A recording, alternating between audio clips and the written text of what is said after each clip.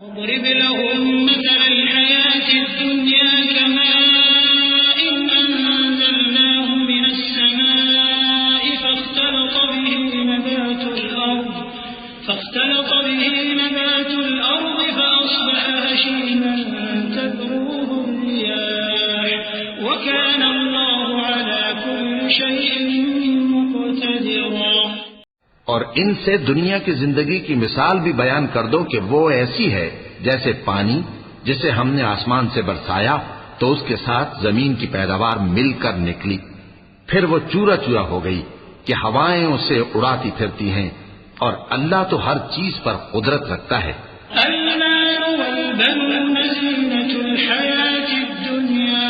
والباقيات الصالحات خير عند ربك ثوابا وخير أملا ويوم نسير الجبال وترى الأرض بارزة وحشرناهم فلم نغادر منهم أحدا وعرضوا على ربك صفا لقد جئتمونا كما خلقناكم أول مرة بل زعمتم أن لن نجعل لكم موعدا ووضع الكتاب فترى المجرمين مشفقين مما فيه ويقولون يا ويلتنا ما لهذا الكتاب لا يغادر صغيرة ويقولون يا ويلتنا ما لهذا الكتاب لا يغادر صغيرة ولا كبيرة إلا أحصاها ووجدوا ما عملوا حاضرا ولا يظلم ربك أحدا۔ مال اور بیٹے تو دنیا کی زندگی کی رونق و زینت ہیں، اور نیکیاں جو باقی رہنے والی ہیں وہ ثواب کے لحاظ سے تمہارے پروردگار کے ہاں بہت اچھی اور امید کے لحاظ سے بہت بہتر ہیں۔ اور جس دن ہم پہاڑوں کو چلائیں گے اور تم زمین کو صاف میدان دیکھو گے اور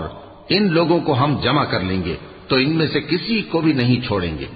اور سب تمہارے پروردگار کے سامنے صف باندھ کر لائے جائیں گے، تو ہم ان سے کہیں گے کہ جس طرح ہم نے تم کو پہلی بار پیدا کیا تھا اسی طرح آج تم ہمارے سامنے آئے، لیکن تم نے تو یہ خیال کر رکھا تھا کہ ہم نے تمہارے لیے قیامت کا کوئی وقت مقرر ہی نہیں کیا، اور اعمال کی کتاب کھول کر رکھی جائے گی تو تم گناہگاروں کو دیکھو گے کہ جو کچھ اس میں لکھا ہوگا اس سے ڈر رہے ہوں گے، اور کہیں گے ہائے شامت، یہ کیسی کتاب ہے کہ نہ چھوٹی بات کو چھوڑتی ہے نہ بڑی کو، کوئی بات بھی نہیں مگر اسے لکھ رکھا ہے، اور جو عمل کیے ہوں گے سب کو حاضر پائیں گے، اور تمہارا پروردگار کسی پر ظلم نہیں کرے گا۔